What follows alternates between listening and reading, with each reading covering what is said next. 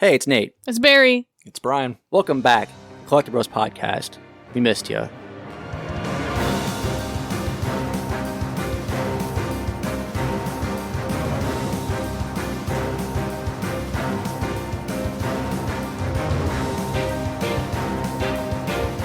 Here to talk about a challenging discussion today. We all picked a game we love. There's a couple games, some of us. I picked one. We all picked a game we love. We're going to critique the hell out of it. Not necessarily like a shit post, but we're going to seriously critique a game that we love. I personally picked my favorite game of all time. I picked my favorite as well. And we're going to talk about some things that didn't work with us with them. Oh, no, that's not what I did. What did we do? I just made it as your favorite game and tell someone why you shouldn't play it. Yeah, that's basically And it. mine's full of bullshit that I don't even agree with. Oh, Ooh. I was serious with mine. I got some shit I don't agree with, but... All right, look, this episode is the entirety of when you were in high school on a debate team, and they gave you a topic that You you had gotta to debate, and you didn't agree with that topic, but you had to agree pro for it. This is exactly what this is. Well, I can get super toxic with mine then. I was just trying to be an adult, and it's important to be able to objectively look at things you love. No. Well, I like Barry's Emphasis idea. on trying. I'll throw a little bit of both in mine. You better get silly. I got some silly. Okay. All right. Let's get silly, guys. Talk about games we love that we're going to seriously critique and tell you why you just shouldn't even bother with it. Before we dive into this silliness, if you guys want to check us out on all of our social media platforms, you can see that in the episode notes. Primarily on TikTok and Discord, but if you'd like to get a little more personal, Discord's the best place to reach us personally. We're pretty active on there. We try to be, and we appreciate the feedback, so check us out on Discord. As always, we're going to talk about what we've been playing and what we've picked up. Spoiler, Starfield's out. We've all been playing Starfield. But as far as pickups, I'll make this pretty quick. This is going to be a short segment. We got. It's a meaty episode. Yeah, we got a lot to talk about. So it's going to be pretty, the most polarizing game of the year to be brief. It's fine, whatever. Maybe we'll talk about it later. We're a collecting podcast, whatever. My pickups, I got a couple of them in run games. I might have said these already. That's fine, just say them again. But I picked up Doom 64 in the collector's edition for Xbox and then Day of the Tentacle. But did have a couple cheap finds at half-price books on clearance. I got Brothers in Arms, Road to Hill 30, and World Championship Pool for $1. Sweet. Any completing box, and they're minty boys. Like, they still have like the stickers on them and stuff. So anytime you get a game for $1, pick it up. All right, I will now begin to give the briefest possible Give me your pros and cons. analysis of Starfield. Okay, obviously you guys know I'm a Bethesda fan. Like, it's unbiased, unabashed Bethesda fan. Unbiased Bethesda fan. Bunch of bees. I love Starfield. It's got problems, yes. I'm not going to say that like it doesn't. It's everything I wanted. I'm getting everything I enjoyed. It feels a lot like Morrowind in space to me in a lot of ways I wasn't expecting. There is a lot of jump in this world, just walk around, good luck, figure it out yourself, which I wasn't expecting. I was really expecting to hold your hand similar to Skyrim. It feels like an older Bethesda game to me, which I'm really a fan of. Now, I think there are a couple similar to Morrowind. This episode's going to be about this, actually. It's funny how we're talking about this right now. But some of my biggest problems with Morrowind, I think, are like, how did we repeat this 20-something years later? Like, unforgivable there's not vehicles in this game. I think that's a design oversight that you just, I can't forgive you. Like, I don't care how big of a Todd Howard fan, more like Elder Scrolls fan, like, I cannot forgive that there's not vehicles in this game.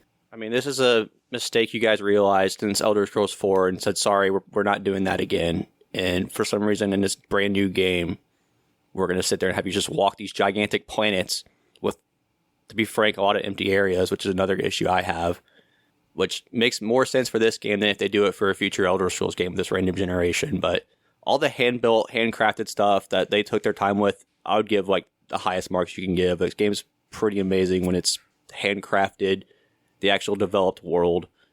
There is a real aspect of loneliness when you're out there just walking around on a moon trying to find a random ass resource you don't necessarily even need to get a badge. It necessarily doesn't really do anything. So I think a lot of this game is making your own fun out of it, which we all kind of touch on our own parts of it. But I did complete the story already. I will say the New Game Plus is extraordinarily creative, how they implemented it. I think it's a huge mark that a lot of people, like the reviews and stuff, didn't actually get to. And it's a huge aspect of this game that will get talked about for future generations without spoiling anything. I think that was really creative. Overall, Bethesda's never really been known for their stories, honestly. Since Morrowind to me, they've never really like captured my attention with the story. But this one's good for them. I think if you compare it to other games, it's pretty lacking. But it's a nice little twist in there. that I found narratively that was fun. The universe was interesting enough with like the lore and stuff. I just wish they would kind of expand upon it. And hopefully we get that in a future game. But overall, like I get why people don't love this game. I'm not going to critique anyone for feeling differently than me. I'm personally really enjoying it. I'm about 80 something hours into it at this point. I did start playing it in early access. I think, as always, Bethesda side, like the faction quests are fantastic. I think they're worth, if you don't necessarily care for everything else, I think the story and the faction quests are totally worth playing experience, especially if like you're a Game Pass person where you already have the service. It's worth checking out at the very least for that. I'm not going to fault anyone for feeling a certain way about this game, though. I'm not the type of person to look at a score and get offended. Like I'm having my own fun with this game. I'm not going to let someone else's opinion affect that. I totally respect if you disagree with me, but pleasantly surprised with the Morrowind in space aspect of this game. So it's kind of hard to put so much thoughts on it. Even after 80 hours, I feel like I still have like a lot to do. So I don't want to give it a score, but I am enjoying my time with Starfield overall. Brian, how about you? I'm going to go ahead and start with pickups. Well, I did pick up a consolation edition of Starfield, so I was pretty hyped to get that. I don't love the watch, but the fact that it's a Bethesda exclusive. And, all right, I'm glad I didn't get it then. Yeah. All right. Yeah, I was kind of... I was really the thinking case about is getting awesome. it. No, it's cool. I mean, I really love Starfield also. Just to quickly touch on that. Obviously, I've been playing it. For me, the narrative started out really meh, and I couldn't get my teeth into it. And then it hits a certain point, and I'm like, here we go. I love sci-fi. I already got spoiled for the ending, and I'm like, okay, I'm all in. And I'm definitely hooked by the story. Some more pros about this game. I think the more, like, whatever you want to play as, it truly is, like, do whatever you want. In a lot of Bethesda games, they say that. But this one, I started out very much like a shipbuilder, kind of pirating. And now I'm turned into a full-blown, like, I'm going to create outposts that create things for me where I can just generate whatever I want to generate. It's really cool, whereas you can plug in the points and spend the time. And I'm a level 50. I've put about 55 hours into it, 60 hours, something like that. But like, it's cool how much my game's changed from when I first started. Even my character's changed so much from when I first started. It's like the best blend of like, this is a Bethesda game. Like, don't get it twisted. If you don't like Bethesda games, you're not going to like it. Me, love Bethesda. This is like the game I've been waiting on to have fun again, playing video games that are modern. So, I've got nothing but praise for it. Yeah, there's issues. There's issues with everything. Like, whatever. But my issues are similar with the characters. Initially, I didn't love any of them. I was like, I just don't care. Me and the robot are hanging out because this is the person I care about the most. But they do get a little more interesting as it goes on. But then really, by the end of the game, everything kind of gets wrapped up narratively where it's like, does any of this really matter anyway? And it kind of makes it awesome without spoiling it. Yeah. They do a really good job of putting the bow on the end of the story. And like everything that you have, positive or negative, kind of goes out the window in a great, really interesting way. Bethesda's never really been strong with characters. It's always like the world that's strong. Yeah. And I think that trend continues. And like, yeah, I love sci-fi. I love outer space. Like, Are you saying the ending is so good that no matter how you feel about the game, you're going to like the ending? And you're going to think better of the you'll game? love it or hate it to go in between, I think. It's narrative. All that stuff kind of fits into the narrative. I don't want to spoil it for anybody, but they do a really good job of like making the narrative at the end of it Matter. Yeah. Yeah. And again, kind of not matter also in a weird way. Yeah. Have you both beaten the story? I've not. I just got spoiled. I have. Okay. I've beat it multiple times already, actually. So. As far as playing, it's funny. I actually I know Barry last time was cramming games in. I was too. Before Starfield came out, I was like, let me play a bunch of like bite-sized games. So I was playing a bunch of like Game Pass games that are leaving Game Pass, trying to get some gamer score because I knew I was going to get sucked into Starfield. I ended up playing Metal Hellsinger. That game was fun. It's a first-person rhythm shooter.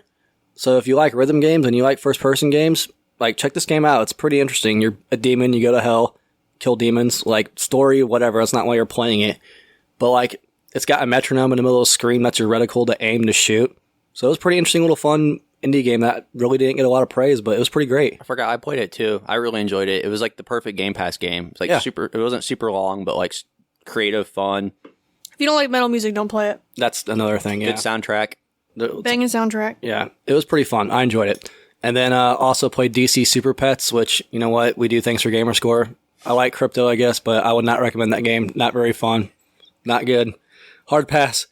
And then, was it a day or two before Starfield came out, a game I've been waiting on for console finally comes out, Call of the Wild the Angler, fishing open world game that's awesome. Like, damn, I would be playing the shit out of that right now if it wasn't for Starfield. Like, physics are great on it. It's co-op. It's cross-play. The game's a blast, man. Like, after I beat Starfield, and maybe in like 6 years when I'm done playing Starfield, I'll get back into the Angler because I was blown away. Like, the physics are really interesting, and it's not like ultra realistic where you can't do anything. It's a good mix of like, hey, this is kind of a realistic fishing sim, but also semi video gamey. Like, it's a great balance, and like the world's cool. There's a story, which okay, sure, but it's a unique take on the fishing game. It's one I've been waiting on, and it's on Game Pass. So I finally got to play it. Really enjoy that game, but Starfield came out. And pickups, I actually picked up a super nice, clean copy of Doom on Jaguar, complete in the box. Looks like this thing's never even been played. So, even had a protector and everything. Like, it's minty. Super happy to get that. Love Doom. Collect all the Dooms. And then I got Batten Kaido's Eternal Wings for like $20-$25 off, so I'm not going to say no to that. Yeah, pretty nice. What about you, Barry? I'm poor, so I don't buy anything. I did get a pre-order that I ordered a long time ago. It just came out called The Legend of Nayuta. So it's the Legend of Heroes series. I think it's a new spin-off. I'm not exactly sure. I just saw that it was available for pre-order and it was a Legend of, and I said, I give it to me. I don't read. As far as what I've been playing, it's definitely been Starfield, and I'm glad I didn't buy this game, and I'm disappointed that I got an Xbox to play this game, to be honest. The only thing at this point I'm looking forward to is like Fable. And I guess Elder Scrolls 6, since they pretty much confirmed there's not going to be on PlayStation. But I am glad I didn't buy the game outright and been out of $70 because like this game is not good in my opinion. I'm having a horrible time with it. Not to mention like the amount of bugs and glitches I've encountered. Like last night I played and had my game fully crashed twice and then completely got stuck in an area because I was trying to exit and then it would freeze on the loading screen and just wouldn't. I'd have to hard reset my Xbox to get it to work again. Characters clipping through walls. The amount of times I'm supposed to find somebody and they're not there and then they just go through a wall and then they're there. It's like, it's just really frustrating the amount of things I've had to deal with in playing this game. As far as pros, I do like, Nate mentioned the handcrafted worlds. I think they're good. All the generated stuff is so boring. It's the same outposts, it's the same rocks, it's the same flat hills, like there's no good variation. The one with the farm while you're doing like the Freestar, I referenced this one, the Freestar Ranger with the farm and the canyons, like that was a really cool area, but everything outside of like handcrafted stuff where large quests are, extremely boring. I have no desire to explore them.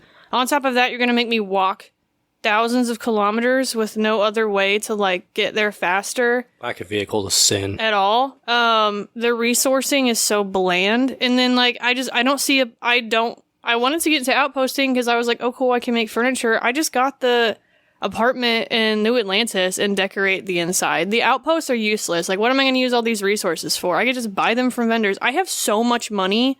I have like 1.5 like million credits or something stupid. I don't know. So I'm just like, I have all this money. There's nothing to buy it on. There's no vendors with like good actual weapons. It wants you to either loot people, but all the loot's the same constantly. I just stopped picking up loot. I just pick up their credits and ammo. I don't pick up anything anymore. It's like, forget it. I'm not selling it. It's weighing me down. I gotta run everywhere. This is stupid. So I stopped picking stuff up. The outposting, I'm trying to get into it just so I can unlock more of the decoration stuff because I just want to decorate my little apartment. That's really it. The outposting with the connecting, it's really interesting in a mechanical way, but like there's nothing for me there. There's nothing for me at all. There's nothing for me on shipbuilding. I just got a sweet, like if you do the Freestar Ranger faction quest, I got a sweet ship at the end. I just use that for everything. It has weapons on there that you need like level 4 skill to use or swap out. And I'm like, no, I'm just going to use these lasers, whatever. So I have a sweet ship. I don't need to buy a ship or like edit a ship or anything. It's really complicated anyways. It's really stupid that like each hub, it's like engineering hub, living quarters. And then they have variations of them where it's like engineering style A, engineering style B, but you can't preview any of them.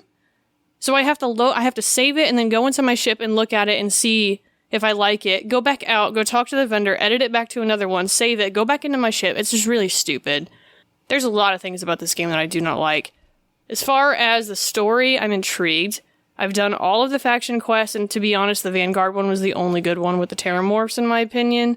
I think the Freestar Rangers and the Ryujin give you the best benefits at the end, but the stories are a little bland for me. Did you play the pirate one? Yeah, it was boring. I like Super that one. boring. I like that. I just got a bunch of money. I already had a bunch of money. I don't need any more money. I need stuff.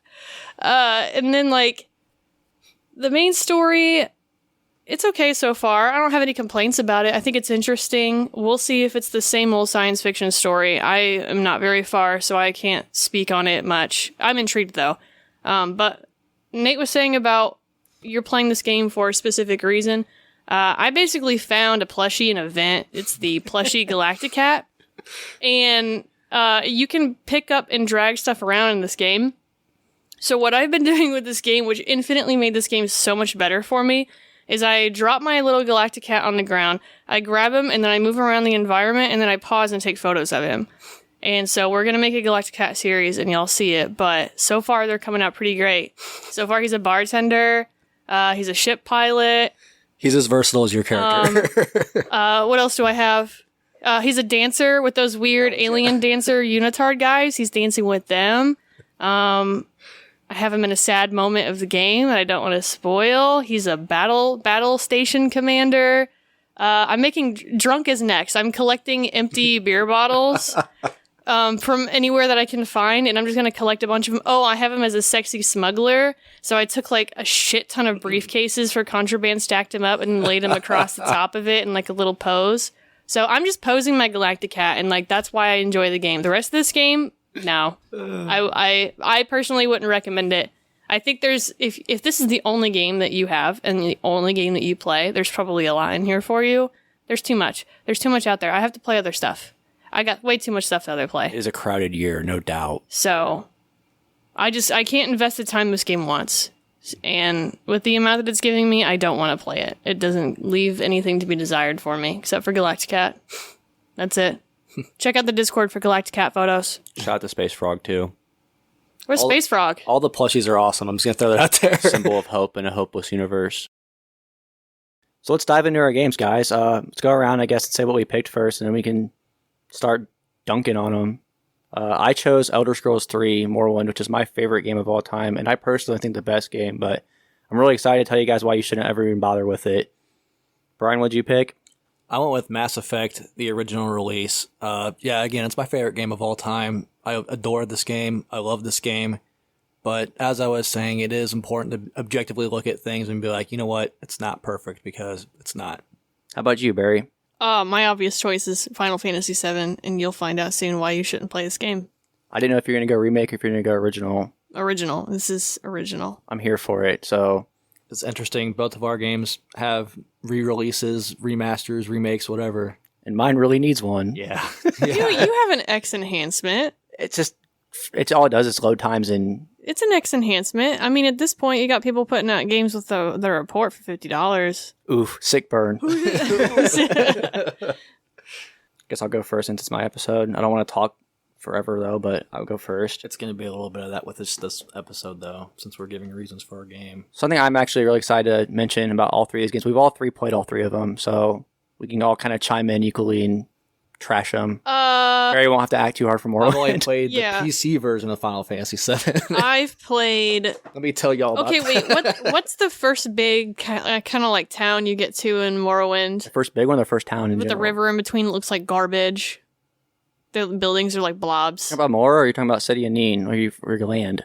The first one Come you get off off the the boat. boat, and there's a That's little City of town. Neen. Okay, and then the next big city that you Balmora. get to first. Balmora? Yeah. I've primarily gotten to that point, and then I got to another city where I got lost in. Sounds like you played Morrowind. So my knowledge of this game is very short-lived. I honestly don't think there's a single point I'm going to bring up except for narrative stuff that you would be like, I don't know what you're talking about. Because even At this point, the narrative, I wouldn't even know what you're talking I about would either. say if you played Morrowind for 20 minutes, all these points are going to pretty much stand with you and be like, I know what you mean. So I think you'll be all right. All right, boys, let's get into it. I'll go first. There's a lot of problems with Morrowind, if we're being really honest. But objectively speaking... You can't say a single good thing about this. Oh, we This whole can't say episode. anything good? No. Oh my god. No, you can't say anything good about the game. Let's talk about the story of Morrowind. So, what I wrote in here, my notes, I think the story's pretty solid. It's a little weird, but if we're not going to say anything good, this is 100% not shit posting. This is 100% genuine thoughts here. The narrative and how it's delivered to you is so tedious and long-winded, and it really breaks up an epic story and turns into a slog. It's a fair criticism. This is the most bare bones version of a long series of events I can give you, the story of Morrowind. But like every Elder Scrolls game, you're a prisoner, you wake up. On this one, you get a note from the Emperor who's like, we need you here. You're going to go see Cassius Codius. He's a blades master. He's going to train you to be a spy. You go to him. He gives you your orders through a long series of events. He tells you that you fit the narrative to be a Neverine, whether you really are or not. You might be the reincarnated savior of the Dark Elves to topple Dagoth-Ur, who is basically resurrecting a cult to go against the Tribunal Council of Dark Elves. This is the very, very abridged version, so like no one come after me, because I know there's a lot more meat to the bone than that, but like this is the very, very abridged version. Through this series of events, you get to basically prove yourself to the Dumner that you are the Neverine by fulfilling the 7 prophecies. And you fill those out, you end up confronting Dagoth-Ur, you end up killing him after multiple tries. Just end of the story, basically. All right, here's how I saw the story.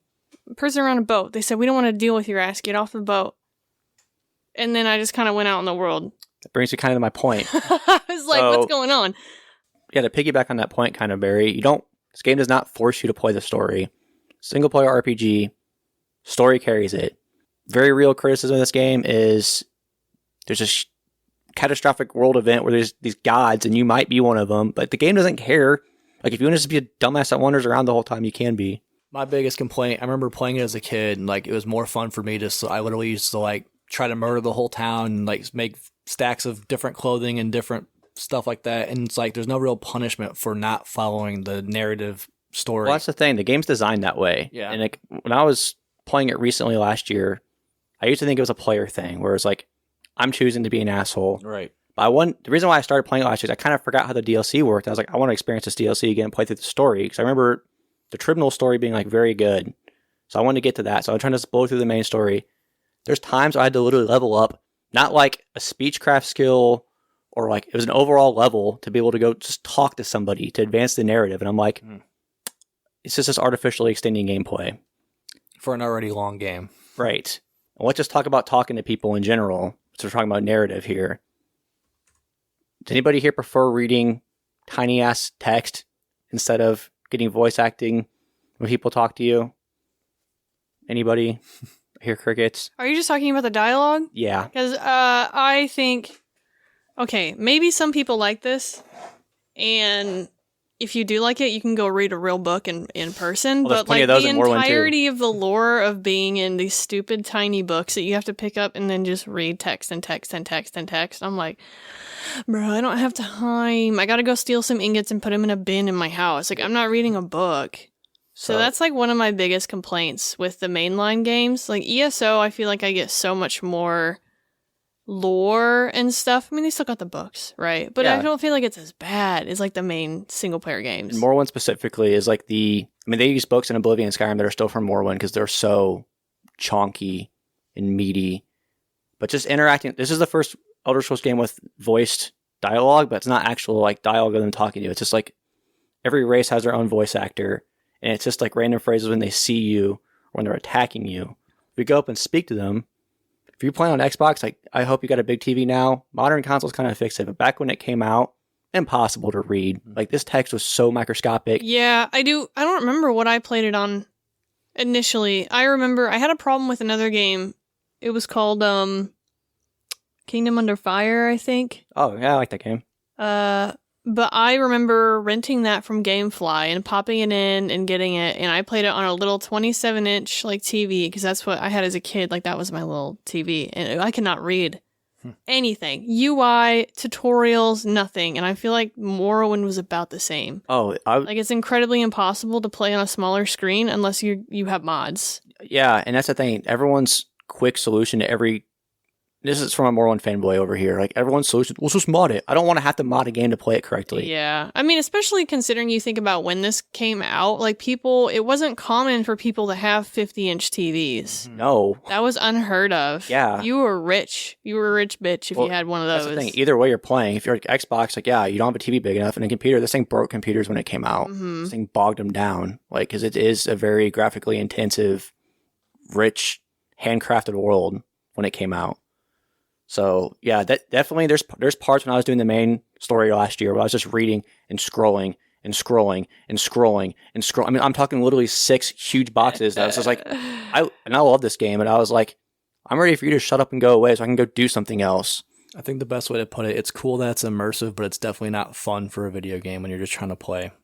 Yeah, it's 100% true. I mean, people want to complain about playing games, and they're like, well, I feel like I'm just not playing a game and I'm watching a TV show. And I'm like, bro, that's better than reading a book. Reading a book. Yeah. It's better than reading a book. Y'all want to joke about like 3-hour cinematics and stuff, but it's like, keep scrolling in Morrowind and tell me you'd rather do that than watch a cinematic. Morrowind single-handedly is the reason why kids these days don't read books. I've said it here. So that's the main quest. Another very important aspect of RPG, single-player RPGs to be specific, would be side quest. Brian, you remember any memorable side quests in Morrowind? Negative.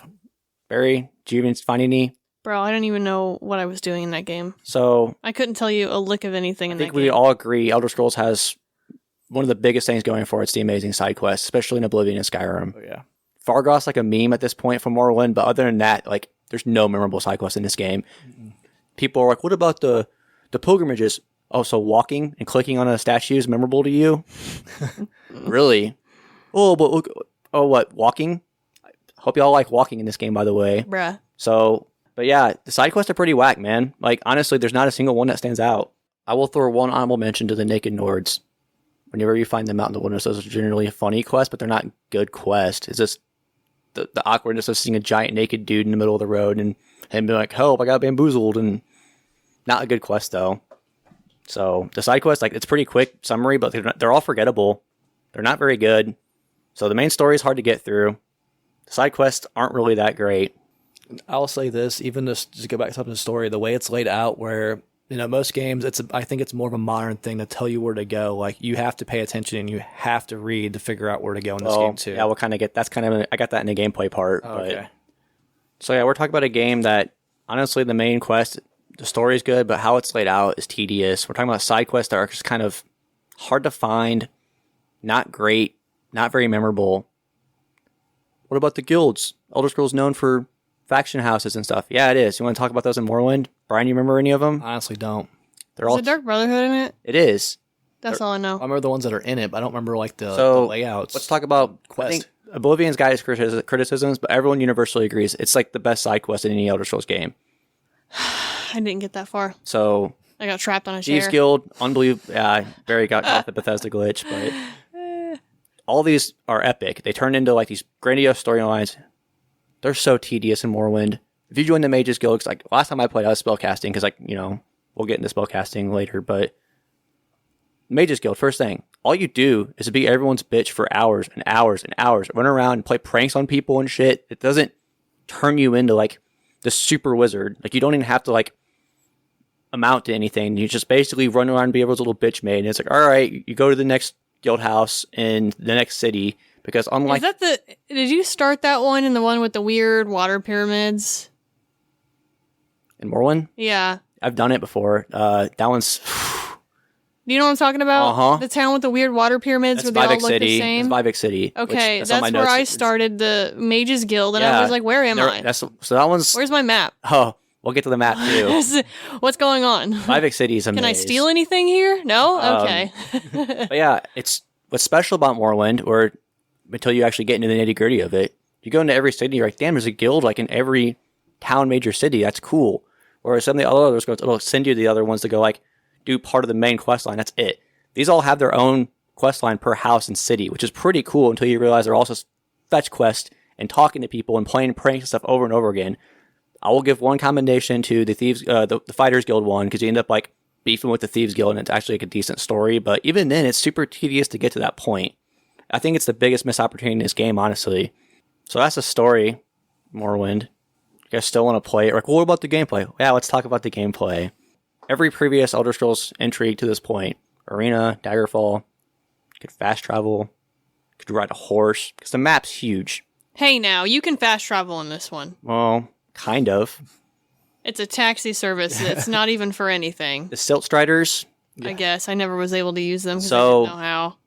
With those, if you want to fast travel, even in Arena, even in Daggerfall, I want to go here. You click that town. If you've been there, boom, pay a fee, you can go. Silt Striders are like airports. They're only in certain spots. So if you want to go to a town that's a 2-hour walk away from where the Silt Strider lands, you walk in the rest of the way. It ain't going to land there for you. It's going to go to the big cities, and that's it. Does Morrowind have a teleport magic? It's got to levitate. So it doesn't have a magic where you can set like a home city and teleport back there? Nope. What I used to Damn, do, RuneScape's better. bro, to get around this shit as a kid, what I used to do is I used to use the cheat code for invincibility, equip the this is the hat or the robe that from the guy There's that a falls. scroll. Yeah, there's Yeah. a guy that falls in the beginning of the game. He's got a scroll where you can like jump Oh, really, the really one where high. they take those to the end of the game and beat it? Yeah, the speed run. Yeah. But that's how I used to fast travel because I was like, screw this. And I would just land in the town, turn the code back off, unequip the So shit. not only can you not ride a horse, so this game is very much designed in a fact where it wants you to have to be in and explore the world. And the world is beautiful. I'll credit it that. But the things are real ugly when you're walking. You're out of energy. And a cliff racer swoops in on you. Now, like all Elder Scrolls games, there's an enemy nearby. You can't rest to recover. You can't save. These cliff racers. Did you experience these, Barry? Them boys would be 50 feet away from So they me, and I chase can't you do too. anything. Yep. I think everyone will universally say, I don't care how big of a Morrowind stan you are, you hate cliff racers. I won't defend a single positive. If this They episode, won't even swoop me, and I'd just be like, dog, please, I'm still walking, and it's like, enemy nearby. And I say, where? I don't even see one. if this episode was like a, hey, defend the honor of cliff racers, it'd be a 2-man show because I wouldn't even participate. Down to Collecti-Bro forever. So these things will come at you. Sometimes they take miles of trekking because it's not even like they're hovering. It's like a glitched animation where they just like skim above you and they're out of reach. You can't hit them, but you can't rest. You can't recover. Their boys will start hopping in because you're trying to move forward, so they start moving forward with you. I have taken 18 of these things into like a town before and just mass chaos because you can't do anything, you can't save, you can't advance, and it is the most obnoxious enemy to this day of any game I've ever played in my life. They're not like super difficult once they do get in range of you, but like, so yeah, let's say you want to fight these cliff racers. Well, let's talk about the combat in Morrowind. I've heard it described as broken. I'm not going to say it's broken. Is it ass though? Kinda. It's not fun. It's not intuitive. It's dice rolling. Well, The kind problem of. is this was supposed to be the next step in like RPGs, and we have this old primitive system. If it was just dice roll, I could live with that. So it's not intuitive at all. And many people struggle with the combat in this game. I'm an experienced Morrowind player at this point. I don't struggle with combat, but I struggle with if I don't make this exact character, this exact weapon I have, you're cooked. Yeah. There's no flexibility in this game. It is the most unforgiving, hardcore system where this game that's so imaginative and like explore this world. Well, you have to explore it in a very confined way in your build. You cannot, and I'd say just right here, like for all the people that criticize Skyrim for some things, like you can play Skyrim any way you want to at any time. And that's a really, if you could do that, why would you want to play this? And that's half truth, half shit posting. I love this game, but like, hey, like it's a hard point to ignore. Like if you're getting chased by a cliff racer and there's a bow on the ground, you should be able to pick up the bow and shoot the damn thing. If you didn't put any skills in bow, you're missing every shot. I don't care. Well, even if you have like a melee character and you have a long sword and you're right in front of the guy and you have full stamina, you're gonna miss sometimes. Like it's that simple. You're gonna miss more times than not. Yeah. Especially when you're getting ganged up by cliff racers. Peck that. I think the combat is what feels the least modern in this game, and it's not even a thing of being modern. It's so things out of your control unless you want to sit there and grind your skills. So let's say you can look past all of that. Navigation, the map, the ultimate villain in this game. Or the lack of one, damn near. Yeah. The Very reason I stopped playing this game. exactly. So I was going to hand the mic over to you. I don't even remember it. I blocked it out of my brain. It was so horrible. So All right, okay, never mind. So the map. It's coming My back. problem with the map is you can't zoom in, you can't zoom out, you can't scroll through it, you can't see anything except a X by X square with you in the middle. So it says, oh, okay, to do this quest, I need to go consult my journal because there's no, like, quest tracker, No which quest is markers. fine. There's no quest markers. There's no quest tracker on the UI, on the HUD. That's fine. They're like, use your damn journal. I'm like, okay, I can do that. I can go to my journal. I can consult my previous conversations to find out where I'm supposed to go. Okay, I need to go to the city. So I pull up my map. I can't even see it. Not only because everything is white because you haven't traveled it, but B, even if I had traveled it, if I'm too far away, I can't see it on the map. So I don't even know directionally where I'm supposed to go. And then you like have to consult the signpost, but I can't even find the signposts. Where are the signposts? And then I find a signpost and it doesn't even have my city that I'm looking for on it. So I don't even know how far away I am from my objective. And I gotta walk slow as hell and get raided by cliff racers or whatever the hell they are. Yep. No, dude. And I can't fast travel out of there? Mm-mm. Yeah. And then on top of that, let's talk about the journal for a moment. So my biggest personal criticism of this game is the journal. Because I try to pick up every quest I can along the way, like everyone would play any Elder Scrolls game. Your journal gets so muddled in this game. If you get far into it, you're overwhelmed. You don't really know where you're going. You don't really know what the page is on where you're trying to get to where you're going. You're getting bit by cliff racers the whole time. You're out of energy. You can't hit anything. It's craziness. They did try to address a fix with the journal with the Terminal DLC, but it's still pretty messy. There's a tab for quests and a tab for everything else, which helps a little bit, but there's still no navigation. Like, you don't have quest markers and stuff still. It forces you to explore the world instead of play the story, instead of do the quest, which is the reason why you're in the world to begin with. If you're a player who wants to play games with no mods, don't play Morrowind. And that's the thing. I'm a vanilla Elder Scrolls player. I'm one of the weirdos that won't play Elder Scrolls games with mods. I've dabbled in it. I like original stuff. So if your solution to a fault with the game is just mod it, like, I have problems with that. It's a dated game, but like quality of life would do such wonders for this game. And it's one of the R3 games that haven't had a remaster or remake, and it needs one the most. So in review, story, convoluted, weird, stretched out, side quest, guild quest, combat, navigation, clunky, Cliff racers. no quest markers, people giving you directions are wrong because they're racist or because they're just wrong, literally. If you pick a build... That's actually funny. It's actually kind of funny, Yeah. but it's screwed up. As much as I love this game, I don't think anyone's going to find anything new on it at this point. Like, this isn't like me shitposting. This is me being sincere. Like, it's hard for me to recommend it. I recommend it to Barry because that's like my best friend. I was like, hey, play my favorite game ever. They gave me a solid I effort. tried. Eyes were bleeding afterward. Can't. And it's like, damn, I think that's how this game would really be perceived now. Like, it's different. Brian, we played it when it was new. It blew up our first computer. Like, we have a lot of nostalgia attached to this game. Nowadays, like... I think people, and this will probably be consistent with a lot of the other things that we might bring up with other games, but I think people complain about how nobody wants to play old games because we've been spoon-fed quality of life. Yeah. But why would I choose to suffer? Yeah. When I've played better? Why would I do that? Why? No. Oh, you gotta appreciate your roots. All right, give me a map that zooms in and out. It's not hard. I think people get quality of life confused with like the easy way out or however you want to word it. But like you're saying, it is difficult to go back. I love this game too, but like when you have, boxed potatoes versus handmade mashed potatoes that taste great, which one are you going to eat if you can?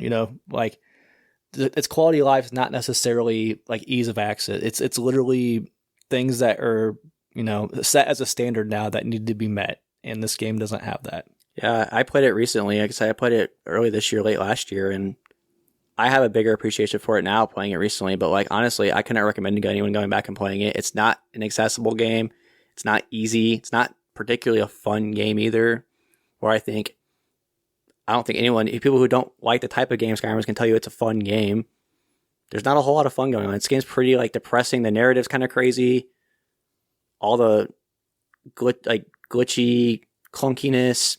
It's hard for me to recommend anyone play it, honestly. And as much as it pains me to say that, don't play Morrowind, guys. Hey, Brian, what's tear apart Mass Effect now? Yeah, boy. Well, just to be clear, this is my favorite game ever made. I love this game and adore this game more than just, story, gameplay, the typical things you review a game. I've got very sentimental attachment to this game. That being said, it's got issues. Let's just jump into the story. I think it was revolutionary for the time. Obviously, now a lot of modern action RPGs kind of take the narrative, the way they explain the narrative, as Mass Effect's like the granddaddy of doing it in a modern era.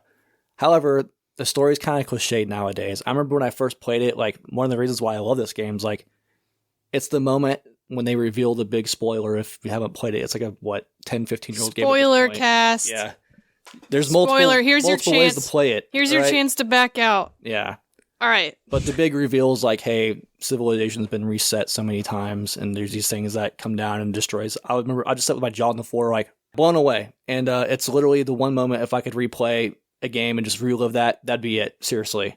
But like that theory's kind of gone into, I don't want to say mainstream science, but Matrix like do it first. It's been brought up though. That's a thing. It's like What, that's a little civilization's been reset so many times? That's a little different. That's a fake civilization. I feel like I've heard that in plenty that's of just other... like a science fiction theme. But now it's like it's been kind of overdone to where there's, people that are in the field being like, hey, this might be a possibility where it's like we did have civilizations before. So it's kind of like an outdated thing now. Revolutionary for the time, sure, but now it's kind of like cliche sci-fi, which this game kind of has, honestly. It's like the things you don't love about Star Trek and the things you don't love about Star Wars, this does. You don't like the politics in Star Wars? Well, guess what? This game is all politics, bro. You don't like the episodes of Star Trek where they don't trek and you're supposed to explore shit? Well, guess what? That happens a lot in this game. It's weird how much they take from both like beloved Star series, and they take the things that people don't love. And it's kind of just a weird observation. Even like the crew, like that's what everyone's like, oh, Star Trek, it's the crew. Yeah, you have some great crewmates, some of the best in gaming, honestly. I think it's some of the best companions, but the ones that are bad, they're bad. Like, there's people that, there's a choice you have to make between two characters where one has to die, and like, they're going to die. People the discourse to this day of who the right choice is still prevalent. Bro, right. Everybody knows we kill Ashley, but for some reason, y'all out there being like, no, kill Caden, save Ashley. And I'm like, so my argument's that even if you're looking ahead at Mass Effect 3, where Ashley is she's still a horrible person, but she's a lot more likable than in the first game. Like, no one's shedding tears over Caden, Mr. Headache, you know what I mean? Like, nobody's shedding tears. Wishing they could just select both and get on with my life. It's supposed to be this big epic choice. I know, just push them both in the nuke and be like, I don't have to deal with either of you. So like, why wasn't that the renegade Ultimate choice? Renegade, right. Exactly. Like, I'm sure you'll... I'm the commander, I need to get out of here. I'm sure you'll get to it, but like, the lack of actual applicable renegade choices, that should have been one, where I say, forget both of you, you both can die, suckers. The thing is with this game, the big selling point's like, your choices matter. And like, yeah, you don't have this character for the other games in the series, and that's like the first like heavy-handed choice where a big implication's gonna come, but like, is it really that big of an implication losing the shittiest character in the franchise? Because we're all gonna pick Ashley because she's a racist. But anyway, or it's funny if we're just like, do we pick Tali or do we pick Garrus? Arguably the two best companions in the entire series. Turn the game off. All right, like you gave us the two whiteiest of white breads characters in looks and personality to kill off. Yeah. There's no real like. I remember sitting there playing that game for the first time. When you play it for the first time, you don't initially realize that one of them's going to die, at least for me. So they were like, okay, someone needs to go do that, and someone needs to like do this. I said, okay, well, this makes sense for this person to go do whatever. So I don't remember who I sent to go blow up. And the cutscene happens, and they die, and I was like, oh, so I reloaded it, and I got to the screen where I had to pick, because I knew at that point one of them was going to die, because I've already killed both of them and save scummed it. So I'm just sitting there staring at it, and I couldn't make a choice because, like, I couldn't decide who I disliked the most. Yeah, exactly. It wasn't like, oh man, what are the great like glowing, like, characteristics of this character that I want to save and talk to. Like, I avoided them like the plague. Like, even it was a hard choice because I couldn't figure out who I disliked the most. Yeah, that's the thing. Even other BioWare games, like in Dragon Age, when it's like, hey, you pick, and if you like Logan stays, King Kaelin's going to leave, or you pick Kaelin and Logan has to die. It's like, damn, I got to sit here and think about this for a minute. That's like heavy. This one was definitely just like, and the thing is, I can decide who I hate more. My biggest beefs. This is the first like big one, ultimate choice. And it sets the standard for the rest of the game's choices, which we'll get to. Interesting observation really quick, where Fable gets universally panned for part of it because the mouthpiece that was behind Fable, but it gets panned for like the choices not really mounting anything other than your physical appearance. Like this game doesn't really have the same. It's got the same problem. Like the choices don't really. I don't hear it get universally panned for it though. How much time did you spend with 3? For just the first game, no. If Right. you take it out of context of the series, Sure, no. right. Sure. You put it in the context of what they promised us. Which I feel like you kind of have to with this game since it does load into other games. You know what I mean? So I don't feel like it's an unfair thing to do to like talk about 3 and 2 a little bit. Yeah, which I mean, I've got that on here for sure because it's definitely a point of criticism that's 100% valid. Point A, don't start this game because you will waste hours and not get an ultimate payoff in the We're end. jumping ahead.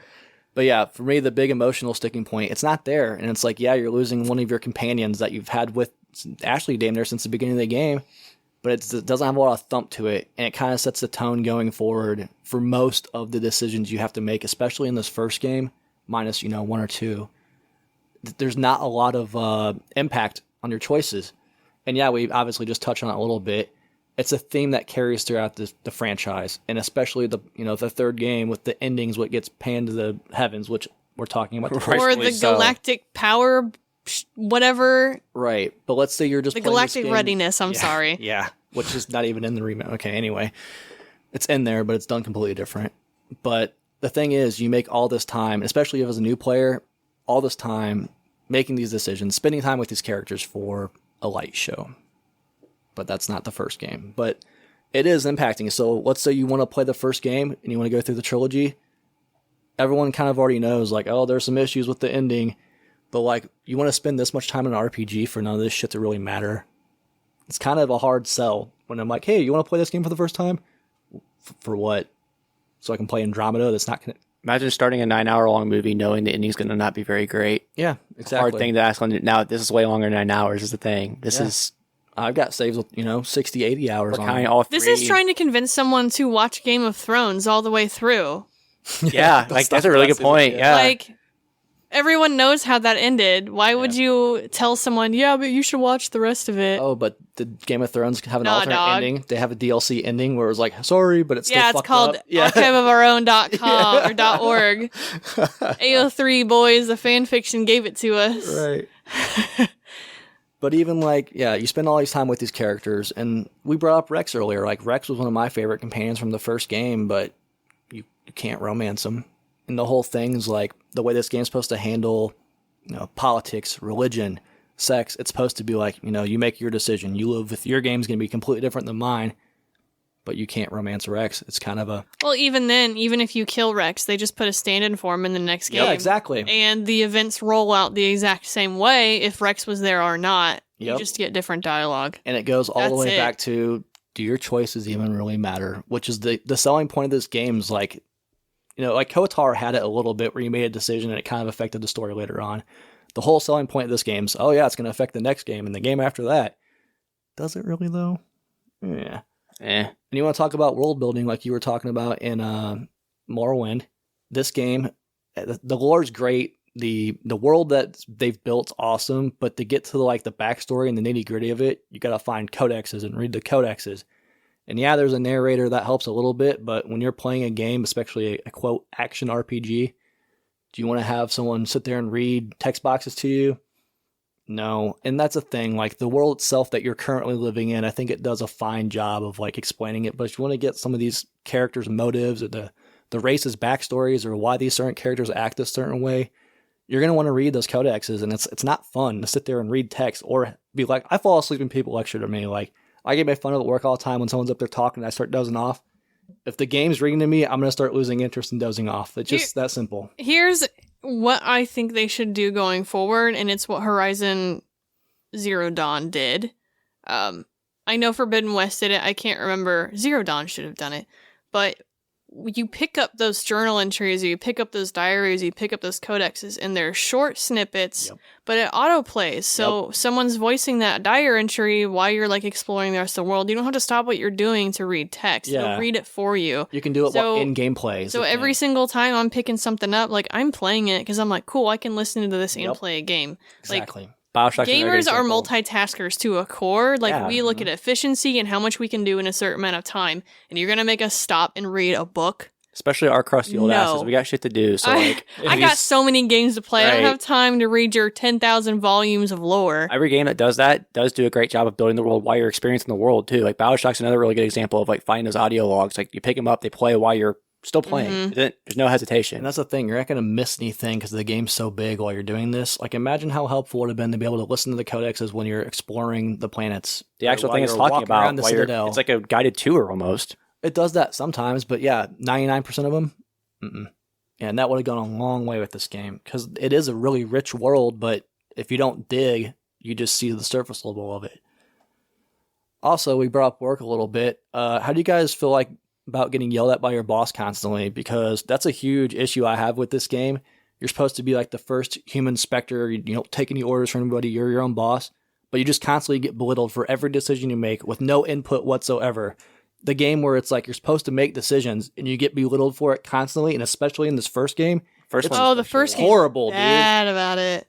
Again, the whole selling point of this game is like make your own decisions, but you get criticized every time you do, no matter what. And it's like, what am I doing wrong? Especially Like, most of them in this one, it's not even like your fault. It's just part of the story narrative playing out. And it's like you're still getting bitched at for it. So the first game is the most atrocious at this, and it's literally like, even if, spoiler, you let the council die, it's almost the way it's like, God, at least I got him to shut up. Like, Why would I let the council live? yeah, right. that's the thing. So you're making the good guy decisions, the Paragon decisions. Y'all shitted on me the whole time. Yeah. Why would I sacrifice the rest of the fleet to Even save 4 of your stupid asses? After you save the world, they're still like, well, That's true. our Yeah, office they got imprison destroyed. you. Yeah, You get imprisoned. You get docked. You're like, yep, you can't. You're shut down. For what? Saving you guys? You let our office blow up. Oh, my bad. Like, it's so Like, crazy. your boy's the one that blew up the office. Like, what are you talking about? The guy you guys appointed as a Spectre. Like, I say it kind of tongue in cheek, but from like a gameplay perspective, where it's like you need to make your choices, you need to live with your choices, and then you immediately get criticized every single time because the council's involved with all the story, like the main story. They criticize you, even the side quests, though. They do it too in the side quests. Like when you shut down the rogue guy on the moon, and they're like, oh, that was our side experiment. Why'd you do that? I'm a Spectre. I can do whatever I want. You've already established that in the lore, but they still yell at you. But then you have, Saren, the enemy of the game, who's also a Spectre, doing his own thing. And their argument the whole time is, well, he's a Spectre. So which one is it? Like, but that's Yeah. the thing. The reason why they get behind Have it your is cake and eat it, bruh. yeah, literally. But it's racism in the game also. Like they basically, the rest of the aliens don't like the humans. So like, yeah, you're experiencing the whole time, but I mean, this is just space racism, a love story. yeah, it is. Like- Especially the first game. Good God. sea races into space races. I mean, at this point, like, science fiction is synonymous with space racism.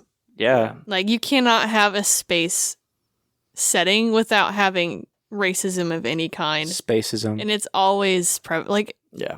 I can't even think of a single thing that, like, doesn't have it as Asteroids. a core, like, point. Yeah.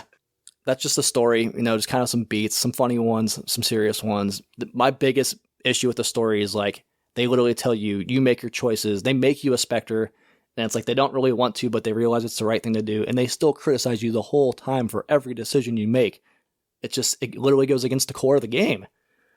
But let's jump into the gameplay. Side quest, again, there's no real memorable ones. There's one or two, but most of them are fetch quests. You go to a barren planet when you're driving this. I love the Mako, but I get the Mako's awful. going back and playing it, it feels very dated. The community is so divided on the Mako. Bro, I cannot believe they changed the controls on the Legacy I know. version. I Like, kinda- forget it, You bro. know how much time I spent learning these controls and getting this thing to jump over missiles and hover over missiles? Like, no, give that back to me. But yeah, the fact that they actually changed it in the remaster should tell you everything you know about the actual controls of the Mako. But anyways, you're going on these barren planets, you go find an item, you push A on it, they tell you great job, and that's pretty much the extent of 99% of the side quests in this game. I mean, you had a couple sandworms and some bases you had to, like, every once in a while you'll clear go out some bases with into. some rogue geth or something, but there's not a lot of meat on the bones for the side quests. And the game that's about like exploration, doing what you want to do because you're a Spectre, even though you'll get yelled at for it, it just kind of goes against the core aspect of the game again. Planet exploration is really not worth your time, and they did a better job of like updating that in 2 and 3 where you need resources for certain things. But in this game, you can skip it. Like there's no actual need to do any of the side quests. It's not rewarding. There's no story elements. Even like the squad missions, they're not like they are in 2 and 3. the backbone's there, but it's missing some vertebrae. Actual gameplay itself, the combat, when you're clearing out these bases, that's the thing. So like, it was the first time BioWare made like an in-game, real-time action combat, but it's such a weird like amalgam of, yeah, we tried to make this cover shooter, but there's no like thumpiness to any of the shooting. The cover system's horrible. Like, you literally sprint to something and you might kind of stick to a wall. It's not like Gears of War where it's very fluid and you more can like win back on N64. Yeah, kind of, honestly. Clunky. All right, look, there is absolutely no reason in this game to play any other class other than soldier and only use the sniper rifle. Yeah, the Black Widow. 100%. Every other gun is irrelevant, completely irrelevant. There's no ammo system. That's the heat clips, which they took out, which tells you everything. I mean, the first one was overheat. You can only shoot it so many times. You had to let it cool down. The second one actually brought in thermal clips, and you had to like collect them, and it made you have to use the other weapons. But like the first game, if you ain't using the sniper rifle, like you could. You're just trying to make it harder. On the lower difficulties, just whack them in the face. Yeah. I don't even use biotics. Biotics are doo-doo in the first game. Get in the cover, pop up, hit them in the head with the sniper rifle on the lower difficulties, and they're dead. You put this thing on insanity, and these guys are bullet sponges, and you just keep smacking them and smacking them and smacking them. There's no rewarding combat. Even the grenades, it's so awkward of a feature they end up taking out in the later games, where you throw a grenade and like you're supposed to detonate it. There's no real like impact. The combat's for an action RPG. The action is not great. Exactly. I've played far more egregious combat games, but for a shooting game, like, it's not very smooth. And there's a reason why 2 kind of took the extra, like, that's the thing. Like, I love the first game for the RPG elements, but there's a reason why they realized, like, hey, this isn't working. We got to change it up a little bit and make it more accessible. Well, even remember, when the remake / remaster or whatever you want to call it was, like, 1 was the one that took them is the biggest pain in the ass for them to make because it has clunkiness. It's the oldest game, but also there's some clunk that's not just like aged clunk. Yeah, it was the first time BioWare did it, but it's like there was games out at the time where the shooting felt more rewarding. It felt more fluid. The shooting's just not rewarding, and the combat loop itself is not very fun, especially on the higher difficulties where you're just trying to melt people and just tear down a health bar is all it is. The enemies aren't smart. They'll stay behind cover. You can just keep popping them. You heal, you pop back up again. The cover system's total ass. It's not great. Also, the inventory system, it's cool because this is the one that's most like an RPG where you have, different armor and stuff that you can switch out, which they took out in later games, but I assume it's because this inventory system's so bad. If you pick up loot, which is just so much of it that you're going to turn into med gel anyway, the loot's pretty pointless unless you grab your one item in the story that you're supposed to grab.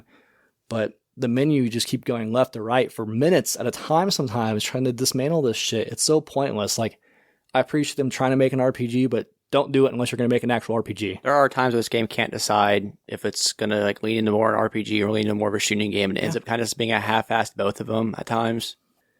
And then lastly, just kind of a fun tongue-in-cheek one, the elevator load times. Like, even on install the game on your 360 and play it, you just sit in these elevators for minutes at a time. Like, it's horrible. What do you do to pass time? This came out, what, 2007? 2010, 2009? What? First one? Yeah. No, it was like 2006 or 7. We did not have the Xbox 360 Slims until 2010. Uh-huh. Okay. So take your game and go load it on a white boy with a 20 gig hard drive slapped on the top of it. And hope you don't get the red ring of death while you're in the elevator. That's the thing. If it was doing it in a combat environment where I had to do like AI and stuff like that, the elevators aren't, except for the end, they're not even taking place in like actual gameplay. Most of the time you're walking around, you're doing, quests, you're talking to people, and they did address it in the remaster where it was loading too fast and they get the team dialogue, they had to slow it down. They have a skip button that you can push. Like, that's the thing.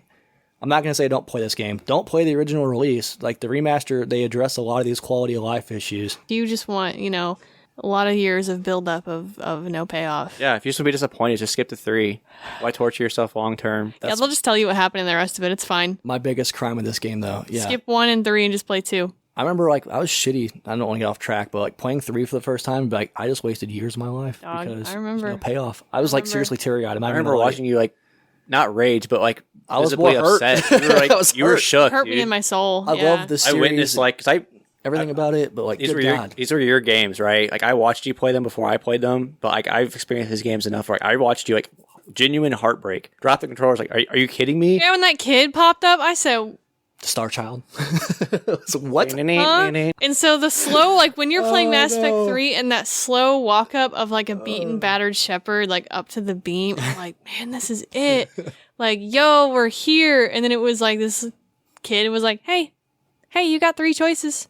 It doesn't matter which one you pick because the ending's going to be the same. It's just going to be in a little different color. Or, you can go against the whole core value of the game where you combine the two, synthetic and the organics. But the whole thing of Mass Effect where they preach for you for literally, hundreds of hours for 3 games is that, like, you have to coexist. So, like, let's just pick the ending where we just combine them two and kind of just let bygones be got.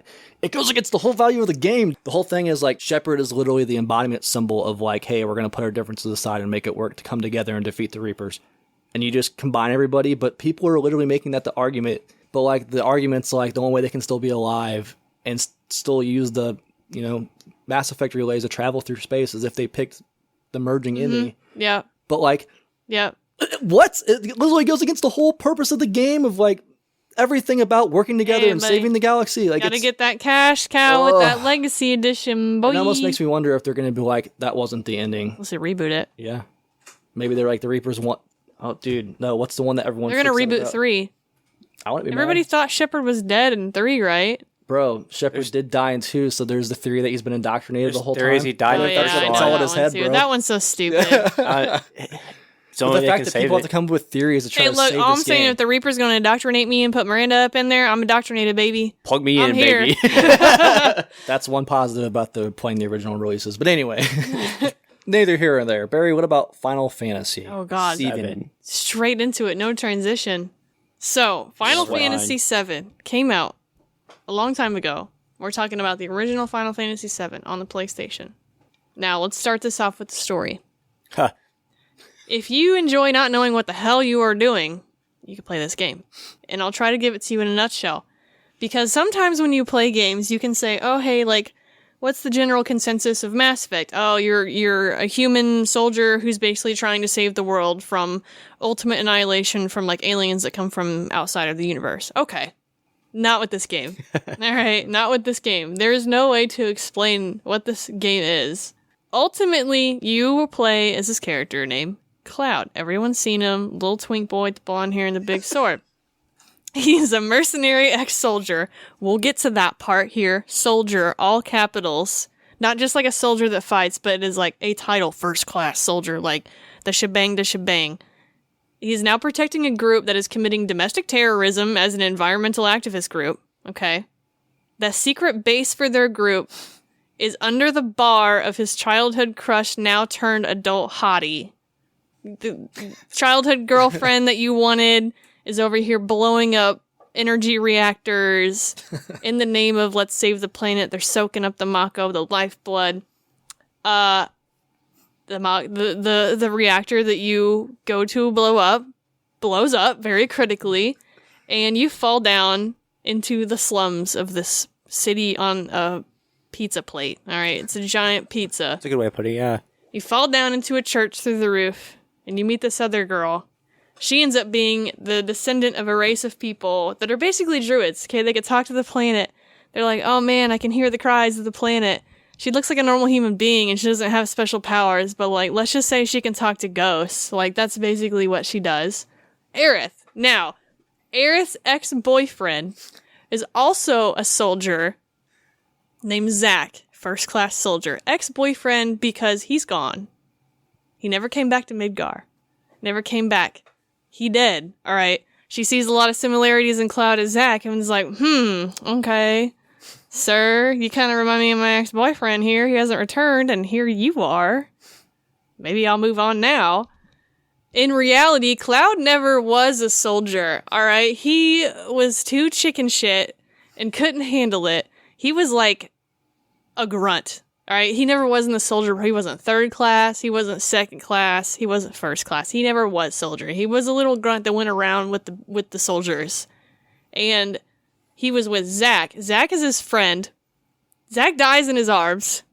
horribly after a shootout because he turns basically traitor in long stories of Crisis Core, which, you know what, you can't even understand the premise of this game without playing the other ones. So, like, if you can't... a billion years later, if you can't commit... Yeah, if you can't commit to playing this game and every subsequent side game, you're never going to understand the story. So he dies in Cloud's arms, while Cloud basically is mentally crippled because he was sitting inside of a Mako-filled tank of liquid that just liquefied his brain. And all he hears is Zack dying is basically saying, continue my legacy, Cloud. So now Cloud's, poison brain rebooted, and he assumed the identity of Zack in a fit of mental identity crisis. All right. It's like the issue of Spider-Man. Pretty straightforward, yeah. So, now let's bring in Sephiroth, all right? Sephiroth, the most iconic Final Fantasy villain of all time. Name me a bigger one. Can't. You really kind of can't. Like, Sephiroth is the Final Fantasy villain. I'd say villain for games. He's on that list. He's on... Anybody wants to talk about a big bad villain, like Sephiroth's on there. Nobody really kind of gets who this guy is, okay? He thinks he is a descendant of an ancient, the Cetra, the same people that Aerith is, named Jenova. And he thinks Jenova is his mother. Okay, we're kind of collecting some clues while we're playing this game. The clues don't make sense, but you know what? We're here for the payoff. Maybe it'll make sense at some point. Sephiroth's actually dead. So what happened is Cloud ran him through a sword at one point in his past, dumped his ass into a pit in a pool of the life stream in a reactor on another like a town, killed Sephiroth. But Sephiroth's mind and his will were so strong that he now lives inside of the life stream pool. And now imagine the life stream pool is like under the crust of the planet. There's like a swirling green mass of just liquid. Water. Yeah, it's the well water of the ground, right? Sephiroth's so strong, his body died, but his mind like transcended Johnny Depp into the life stream pool. He's metachlorians, man. And now he lives inside of a life stream pool in a crater in the northern of the planet. And he controls Jenova, who spits out Sephiroth clones. Because Jenova is actually an alien. Came down from space to destroy the planet. And so, Cloud, and the connection here is Cloud was injected with Jenova cells. Because they were like, we want to make whatever she was. She was, Hojo was... I can't even explain to you Hojo and all this crazy other stuff. But Cloud has injected Jenova cells, and that's kind of how they make these soldiers, these like super soldiers, is through this program. He was a failure, essentially. So he's not a clone, but he's like very connected to Sephiroth. All right. So we've established that. We've got aliens, we've got dead guys who aren't actually dead, who don't have bodies, but they do have bodies. Cloud has a messed up identity. Cloud is Cloud, but not as Cloud. He's Zack, but Zack is Zack. Amnesia, of course. Yeah. No, not even amnesia. No, it's beyond amnesia. It's not like a medical Not thing. even It's amnesia. like a fluid-induced thing. Just out. Yeah. So now Sephiroth wants to blow up the planet and wipe out all the humans so he can become God and absorb the rest of the life stream. That's his ultimate goal. And he wants to do that with a meteor. Basically, the strongest magic of all of the universe. This meteor is like... I don't even understand what else the point of this magic would be other than like total annihilation. The only person that can stop him is Aerith, the last one of the ancients, the final one. That's the only person who can stop him, because she has some special holy materia, which I don't even know if it was explained on why nobody else can use it. No. Because it's a little jewel. It's like a little golf ball sized jewel that's materia. That's how, it's condensed Mako energy into a physical form, and that's how they channel magic, right? She has a holy materia. So she's the only person that can stop him. He just flies down from the sky and just lances her with his sword that's 20 feet long. Straight up lances her in front of you in a cutscene. Nobody was prepared for it at this time. So she's dead. She's dead. But wait, she's not dead. Because she's actually in the life stream, just like Sephiroth. And what happens is at the end of the game, we kill Sephiroth, but it can't stop his meteor from essentially that's already crushing Midgar to a pulp with its gravity, because the gravity was so strong, Holy couldn't push it out by itself, that Aerith has to assume the powers of the life stream, shoots the life stream out of the planet like a geyser and pushes this meteor back. And that's how we save everything. You guys follow that? That's the short version of the story, okay? Yes, it is. That's like that is the shortest version I skeleton. could possibly explain this story to be. We're not even going to talk about any of your other party members. We just talked about which have some crazy stuff with them too. So yeah, not to mention all the other characters that happens in this game. You got a dog that's not a dog, but he's a cat. He was experimented on, and he lives in a canyon. You got a dude who is the most unbearable man I could ever play in a game. His name is Sid. You've got a dude who's dead but not really dead, and he's been in stasis and acts like a vampire, but he's not a vampire. No. And the only way to get him is to play Sherlock Holmes in his haunted mansion, pick up some clues, and find out how to get to him. You've got a cat that has a giant doll as a robot that he rides around on. He's a spy. He double crosses you a lot. Least weird thing in the game, though, at this point. The fact that it's even in a nomination of being the least weird thing we've talked about so far. You got Barrett, who just, lost his arm, and instead of a prosthetic arm, he put a machine gun on it. Totally normal. Absolutely, totally normal. And uses it for his domestic terrorism plots. Save the planet, bro. Let's use copper and lead. He's got to save the planet. You have, who am I missing? You have the other optional character who is easier to get. I believe you only have to encounter her X amount of times in a random encounter and defeat her, and then she wants to follow you. It ultimately steals all your shit. Yep. And then you have to travel across the planet to an area where you aren't supposed to be anyways, because there's nothing out there that pertains to the story, to play her side quest in a Wutai for the Great War of Shinra versus Wutai that's never actually really addressed in the game. No. At all. To go get your stuff back.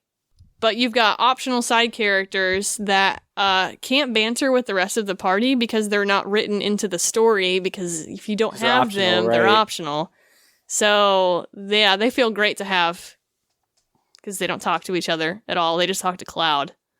And I don't even think Cloud responds to them, actually. I don't talk much. Say he's an emotional guy, so. Doesn't even cry when Aerith dies in his arms. Not to mention the fact that Cloud has a crisis with identity, but there are countless, endless flashback scenes. Oh, yeah. Calm is the worst. Calm is so boring. Nobody cares. The flashbacks, and then you'll get the ones where you'll travel to the same place, and it'll flash back in the same place that you're currently in to remind you, hey, do you remember that you were there in the past, and you saw this flashing cutscene previously in the game, but now we're going to flash it, and instead of Zack's head, it's going to have, or instead of Cloud's head, it's going to have Zack's head on it. You're going to have to watch it again. If you enjoy building up the best healer in the party for a long period of time, only for her to get nuked, and none of your other party members can compensate for the lack of healing, you can play this game. Or you can just say, forget her as a character, but you can't really forget her as a character because they put you in moments of the game where you have to have her in the party. There's 4 options. There's Cloud, Barrett, Tifa, and Aerith, and most of the time you are stuck with 3 of them, and a lot of the times it's Aerith, so you have to invest time into her. You can't just be like, okay, well, I know you're gonna die, I'm not gonna invest any time into you. Nah, fam, you've got to. Yep. And then you have to invest time in her because she is horribly weak. She gets very strong, especially with her magic, but she is so weak in the beginning that you have to train her up in order to survive the game. So yeah, it's tedious because you know how it's going to end, and it's like, oh, feels very pointless. Yep, she just gets stabbed, and you do burial at water pond in the middle of the mystic mushroom forest. So I was actually, I don't want to interject, but I remember one of my things as a kid even, and there's internet people bring it up all the times, why didn't they just use a Phoenix Down on her? Bro. Apparently there's a lore reason for it. I was just looking up on my phone. You can't use a Phoenix Down on her. They're talking about back in Final Fantasy V, they explain how you can't use it. It's for knocked out opponents instead of actually dead. But why can't we use Phoenix Down on Aerith? First answer, because it wouldn't have worked. Yeah, that's what I saw, yeah. As a quick reminder, Final Fantasy uses a Phoenix Down and the Cure's knocked out or KO status in battle. You are not dead under this status, just incapacitated. As Aerith was very much dead after being impaled, it would have not worked.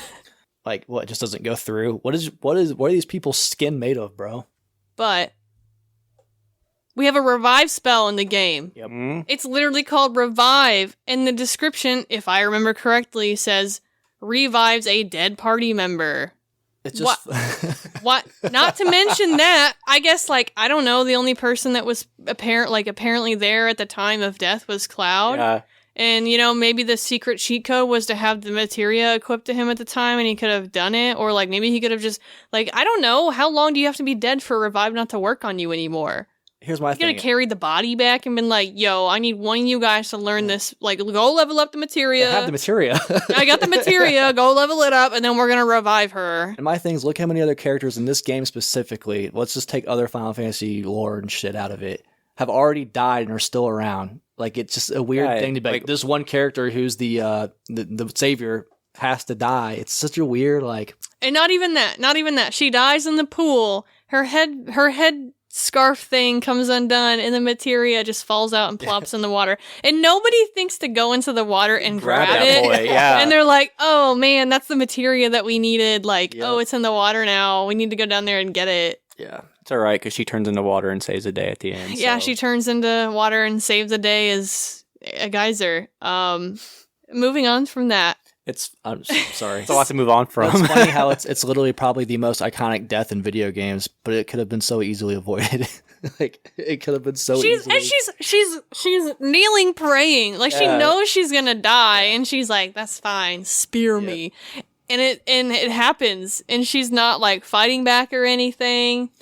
Does she die instantly? I don't remember. I don't think she's like stabbed. Bro, and she dead. dies instantly and Okay. slumps Yeah, she slumps just slumps over. Yeah. That's okay. She Yeah, doesn't to say anything. yeah. She just kind of looks at Cloud and Alright. just done. It's the dude's like falling from super high in the sky Yeah, though. yeah. So it's like the Kong Pound He's movie where it's pile like driver with a sword. I'm coming, and it's like 3 minutes long of him running. It's like that. You could just look up and see like, oh crap, Sephiroth's got a sword and he's coming at me. I should probably sidestep here, but it's like I'm just gonna let it come. I always knew it was gonna be like this.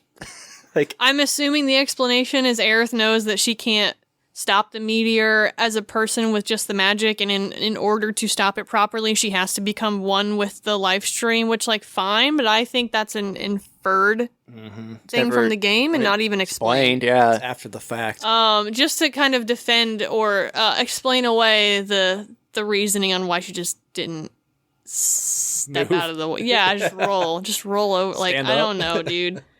We'll talk about the backgrounds and environments being whack to maneuver. Okay, I remember when I was a kid, the point where you have to climb the plate in Midgar near Don Corneo's manor. It was impossible because there's just pipes and then just hanging stuff everywhere, and you're supposed to be climbing stuff and climbing little ladders and like swinging across. I got to a point where I just could not find what I was supposed to do. The environments are cool, but they're so flat in a way depth that it's is, like, weird really on 'em. yeah, it's really hard to figure out where you're supposed to go. There's another one where you're going through a construction zone in the slums and you have to cross a pipe that goes over a cliff to another cliff, but it looks like the pipe is slanted down to the ground, and you just like, you can't, but the pipe is actually slanted to the ground, but you think it's on the cliff. It doesn't make any sense, so people get stuck at that point because they're like, where am I supposed to go? There's not really a good indicator to show you, like, that's where you're supposed to go. Now, what I would do was just restart the game. I would just restart the game and play the game again. I was like, okay, that's the end of the game. So I'd restart the game and play it over and over and over until I got to that point. And one day I discovered the select button will pop up little indicator icons on the screen of like areas you can climb or areas that you can enter into. And that day is when I became a man. So I was able to play the rest of the game. Also, if you hate minigames, stay away from this. Alright, there's minigames on minigames on minigames on minigames in this. You can be a snowboarder. You can be a gambler. You can be a chocobo jockey. You can be a submarine captain. How timely. You can do a death race with motorcycles where you just slash other people with a sword riding a motorcycle. You can even be an archaeologist. You can dig up some stuff in the dirt. Because they're in their story. There's a lot of them that are part of the story. You have to play them. You want to play CPR with a dolphin watching you and then ride the dolphin off to another town? It's in it, okay? CPR on a little kid has a horrible, horrible mechanic system where I let the kid die multiple times because I couldn't figure out how to do it. right before you get the dew on, and you fight the Leviathan thing. Okay. And there's the dolphin swimming around, and once you beat him, it flips you the summon materia out of the water. Because you saved the little girl that's the dolphin's friend because you had to give her CPR. I don't know how I don't remember that. You don't remember that part? I don't know how. It sounds hilarious. But there's like an icon where you had to like push CPR, staying alive, like that kind of thing. And then you have to hit the button and then blow back in. And if you didn't do enough air, if you did too much, you'd mess it up. There's that mini game, CPR. You can be a lifesaver, a lifeguard, if you will. That's really the game. The game's so wild, and the narrative is really messy. It's a messy game. It is. And why would you play the original when the remake? It's the same argument from that, yeah. Does fill in a lot for you, and it slows it down to me. Slows it down? At first, I was kind of like, man, they're really making this in like a 3-part game, and now I'm like, oh, thank God they did. And they're, giving characters real personalities other than just being the girl with short shorts and huge boobs. Yeah. I think it's weird, especially if talking about the characters. I get for the time there was nothing that looked like Final Fantasy VII, but like for Cloud to be such a beloved character, like once you actually get to know Cloud himself, he kind of sucks, bro. He sucks in Final Fantasy VII, the OG. Yeah, I mean, he's not likable. He's such a beloved character, and it's like it's because he's literally living somebody else's life. Like Cloud himself actually really kind of sucks. Like, it's a unique one, man, because like the story is another thing. People are like, oh, the story. It's like that story is wild, and there's shit you first forget. It's definitely not like any other Final Fantasy game, that's for sure, which is why part of the reason why people remember it, but it is out there, it's man. Like, it's the pinnacle of Final Fantasy games. Everyone loves and knows Final Fantasy VII. And it's weird how some of the elements and things in every Final Fantasy game kind of stand alone. But there's a lot of things that they didn't take from Final Fantasy VII going forward. Every single game we've talked about, Mass Effect, Final Fantasy, Morrowind, are only good in the eyes of people who've played them for nostalgia purposes. You're not There's wrong. no reason to play these games when better ones exist.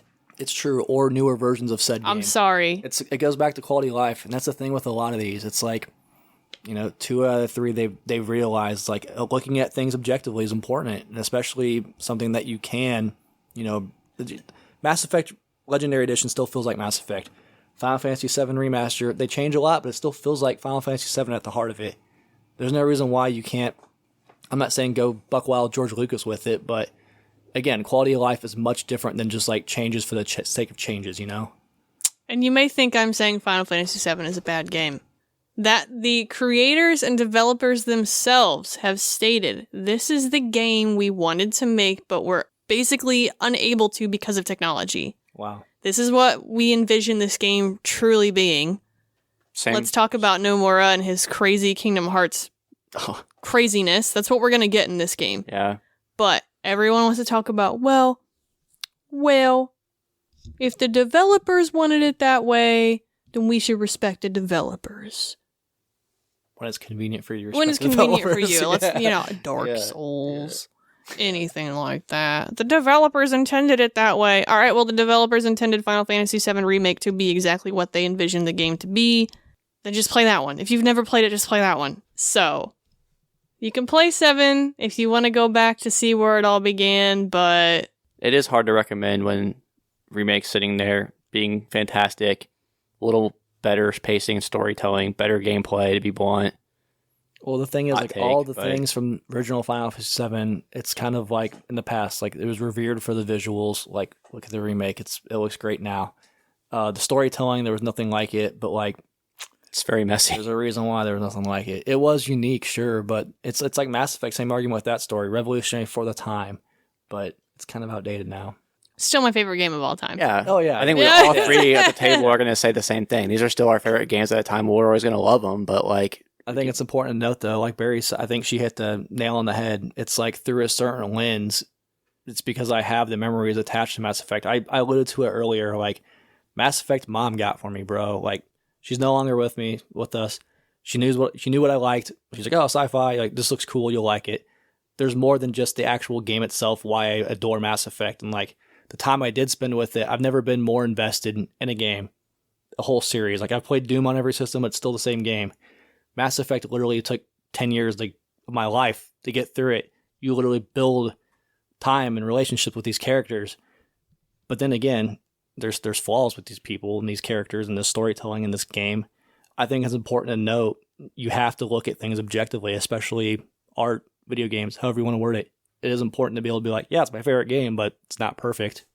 Don't let the nostalgia cloud you. Exactly. I'm looking at you, Zelda people. I'm looking at you.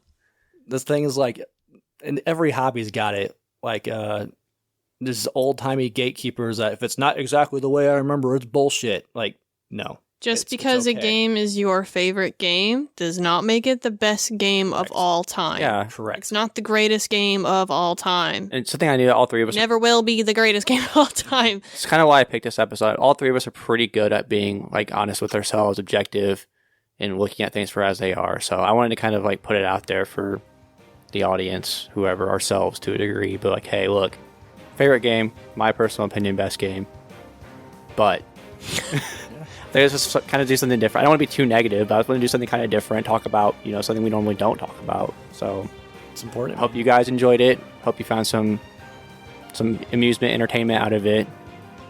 Thanks for entertaining us as we try to entertain you. Brian, you want to give us a sneak peek at the next episode? Yeah, I tried to pick something that we haven't had a game for the system yet, so I went with one of my favorite systems, underrated TurboGrafx 16 Classic Splatterhouse. Fun times. Stop.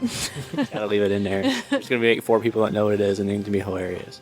I'm excited to play Splatterhouse, excited to dive into it. Make sure you guys check that one out in our next episode of our Is It Worth It series. Splatterhouse and a TurboGrafx 16.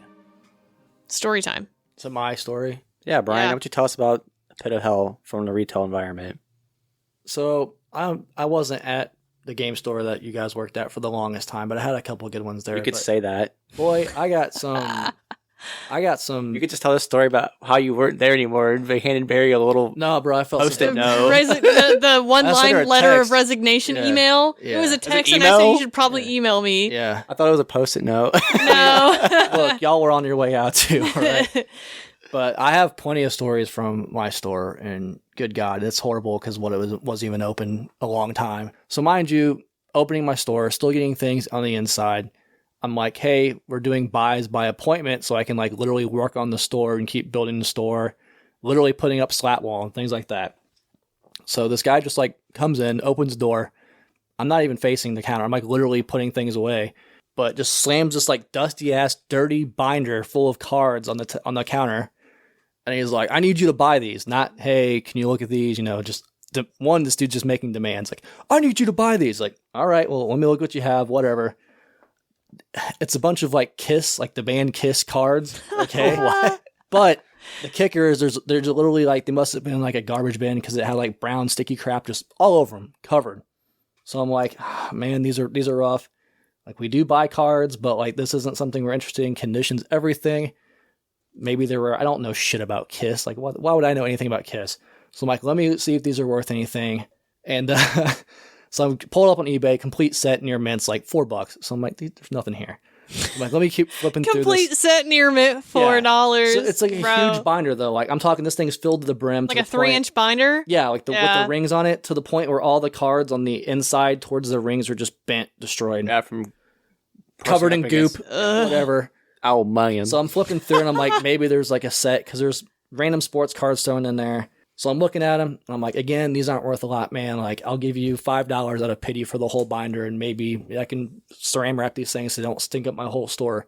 This dude goes on a tear about how nobody buys anything anymore, and that's why all these small stores are closing. This is literally like a month before COVID, by the way. Like, they shut down the businesses and shit.